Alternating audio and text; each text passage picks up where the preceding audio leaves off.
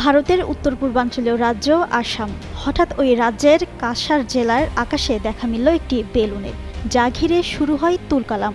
বাংলাদেশ থেকে উড়ে যাওয়া গ্যাস বেলুনটি ঘিরে ছড়িয়ে পড়ে আতঙ্ক, ভিড় জমান উৎসুক জনতা। কৌতূহল হয়ে অনেকে বেলুনটি ছুঁয়ে দেখেন, কেউ কেউ আবার ভেতরে কি রয়েছে তা বোঝার চেষ্টা করেন। স্থানীয় বাসিন্দারা বলছেন, অস্বাভাবিকভাবে বড় ওই বেলুনটি একটি কৃষি জমিতে নেমে আসে।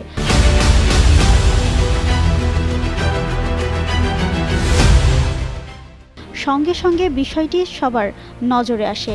বেলুনটি দেখে আতঙ্কিত গ্রামবাসী প্রথমে ভিলেজ ডিফেন্স পার্টি ভিডিপিকে খবর দেন। পরে কাছাড় জেলা পুলিশের একটি দল ঘটনাস্থলে পৌঁছায়।